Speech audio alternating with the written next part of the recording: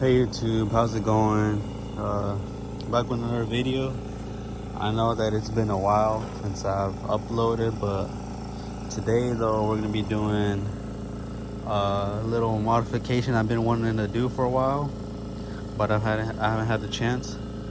But now that I got all the parts, I can do it. But yeah, so basically we're just gonna be installing a 3-inch lift today from MotoFab Lifts. It's a 3-inch for a 07 to 13 Silverado. And also we also went ahead and ordered the new upper control arm from Rough Country, which are for the 2.5 to 3.5 inch lifts or levels, whatever. But yeah, we got these because these are a must. I recommend to get some new upper control arm whenever you are leveling out your truck or lifting it out, so that the angle isn't as harsh for them. Yeah, but right now I got the air compressor filling up with air, and once it's all everything's done, it's all filled up, we'll get straight to taking everything apart. And yeah, I'll be back with y'all when we're ready to go ahead and do that. Okay guys, I just got the wheel off and everything, and then I already disconnected most of the stuff, like the upper control arm, tie rod end, sway bar end link, brake caliper. But the bolts that you need to unbolt these are all different. So the brake caliper, both of the bolts, top and bottom, are going to be a 19 mil, and you are going to need a little, what is it, one of these wrenches, or yeah, these wrenches, to hold on to this little inner piece right here, as you can see, because this will spin. This little piece will spin if you just use a regular socket to get it out. So you're going to have to pry it in here, hold it in like that, and then go ahead and take that bolt out. And the wrench for the brake calipers are going to be a 19, same as the socket. So you're going to be a 19 mil wrench and a 19 mil socket for the brake caliper. For the sway bar end link, the bottom, you're gonna use a socket, 15 mil, and the top part, there's gonna be a little bolt on top. You're gonna go like this, and that's gonna to hold it down, and you're gonna unloosen it, because if not, it's gonna spin, and that will be a 15 mil. So 15 mil for the tire, sway bar end links, wrench and socket as well. For the tie rod end, it was a 21 mil. So you're gonna need a 21 millimeter socket to get the tie rod end out. And also another important thing is, for when you're taking out the upper control arms, you're gonna need a short socket, 21 millimeter. Pretty sure that's what it is. So yeah, I see it's gonna fit like that. And you're gonna need, if you can find a 21 mil wrench, go ahead and get that, because you're gonna need it for that inner part. But as you can see on mine, I don't have 21 mil, so I'm using the 7/8 wrench, and I'll just go ahead in here and pry it in like that, and then unloosen it, because if not, the inner will spin while you're trying to undo it. So yeah, you're gonna have those socket and wrench for the tie rods, both sides. And for this tie rod end right here, this connection, it is a 18 millimeter socket. You're gonna go ahead and go under here like this, put it in, and then break it loose with the wrench itself, because if you have an air gun or anything, or an impact, it will not fit in this little space. And if it's too tight, go ahead and get a breaker bar, and to have a little bit more leverage, and then pull it out. But since mine wasn't so hard in there, I just use a regular wrench. And now for the lower, now we have to get the struts out. For the strut, I'm pretty sure, if I'm not mistaken, it is a 18 mil socket as well. So just let me check this real quick, make sure it's 18. Yep. So they're gonna go under here, under there, and was not an 18 mil. Well, let me check. Pretty sure it's either 18 or 15. So we got the 15 right here. And then, nah, I'm pretty, yeah, I think it is the 15. Well, I'll be back in a bit and check. check to see what these bolts are, and I'll let y'all know in the next clip. All right, guys, so yeah, the bottom struts for this, bolts on the bottom, you see I already took them out, but those are going to be 15 mils. So you're going to get the 15 mil and I'll loosen that. And for the top part, it's either going to be a 15 mil on mine, or if you have the stock struts, it's going to be an 18 mil. But for mine, I'm pretty sure it's going to be a 15 mil as well, because I had replaced the strut a while back and they gave me new bolts on the top, and those are 15 mils if I'm not mistaken.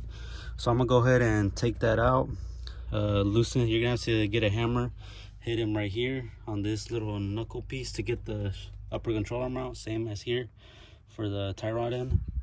And once you do that, I'll be back once I have the strut out. I'll get back to y'all when I'm ready to take this upper control arm out. All right, guys, so as you can see, I just got done installing the leveling kit only on the front, because I have not ordered the little shocks for the back.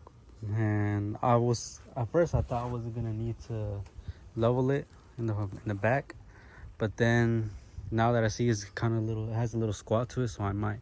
But I didn't film the rest of the installation because it was a hassle. And then since I was doing it by myself, you know, I really couldn't multitask and all that. I was trying to focus more on this. But if I'm not mistaken, the last thing that I left y'all on was that you had to unloosen the bolt in the back for the upper control arm and the tie rod. Then after that, you know, like I said, you're gonna hit it repeatedly, and then it should pop out. And then next, what I did was I loosened the strut. I took the strut out before I took the upper control arms, because you gotta take the strut out first in order to get to these bolts back here, which I said was 21 millimeters. And you're gonna use a wrench with that. That's what I use. It made it easier. I loosened them up by hand with the ratchet, and then and I loosened it up. And before you loosen it up though, you want to mark them. As you can see, I marked it right here with the black Sharpie to where these little pins are, on both sides, this side and that side. You're gonna want to make sure you label these two are for the back side, these two pins are for the front. So you loosen those bolts up, take them out, and then from there you should put in your new upper control arms, and they should slide right in. And you know, you put the bolts back in, make sure this little pin here aligns with the mark you made. And then after that, you put it in. Then the assembly, all of it's gonna fall down, like with the brakes and everything, it should fall back. And then with that, you're gonna want to put the spacer on, you know, torque it, everything, put it back in. And then after that, make sure you have the upper control arms first though, before you put the spacer in. But that's like way easier. And then when you put this strut back in, you're gonna want to go in from behind this little area, because if you go try to go through here from here, it's not gonna fit because the upper control arm. So you want to go from the back here where little openings at, and come in and bolt it up. And that's how I find it much easier. After all of that's bolted up, the new upper control arms, the strut, you're gonna want to give it a jack, hydraulic jack, and then you're gonna want to a pump jack, whatever. You're gonna set it like around this little area right here, pump it up, and then once you pump it up, someone will be, you know, getting the upper control arms and try to put it inside. But the control arm here is gonna be facing down, so it might not want to go in at first. So what I did, I just got a pry bar.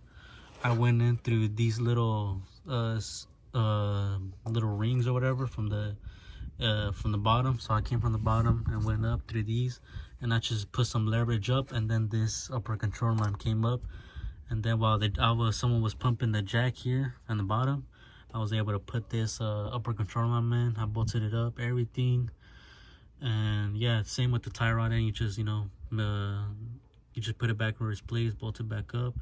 And also one thing, when y'all put these bolts for the caliper back on, make sure y'all put some Loctite on it, because it has happened to me where, well, not me but my dad, where the bolts have gone flying because he didn't put Loctite on it. So make sure y'all put Loctite on that. But yeah, basically after that, when everything's in, You just bolt everything down. This part you don't have to take it off, you just can leave that right there.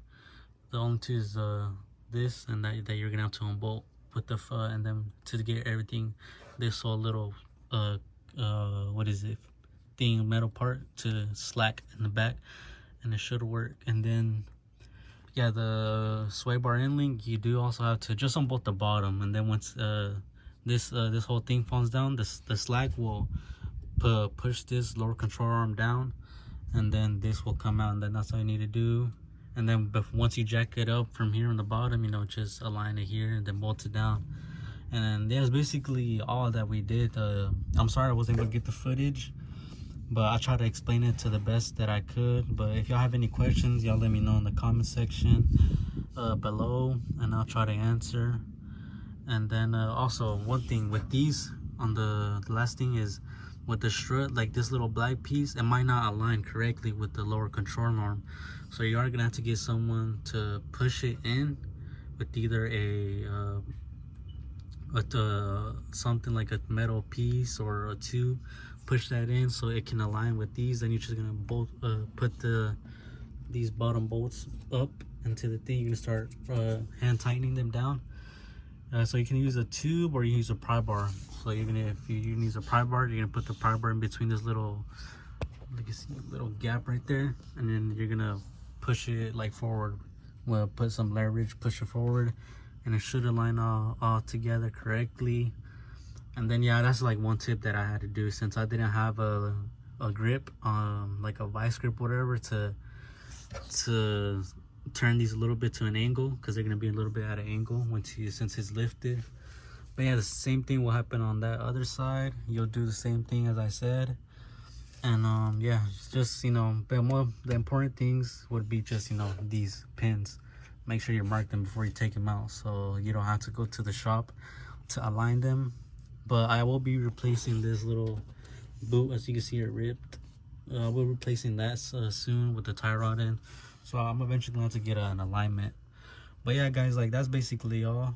Like I said, if you have any questions, comment them down below, and I'll try to my best of my ability to answer them. And yeah, so I'll give you one more last look at the truck. So this is how it looks, everything right here. So but yeah guys, so thank you for watching, and subscribe, everything, so I can put more videos out. Next video might be just installing the rear blocks to level them out. But yeah, for as of now, like, there's basically all that I wanted to do to the truck. So, I got the level out the way. I already put like leather seats and everything. But yeah guys, thank you for watching, and take care.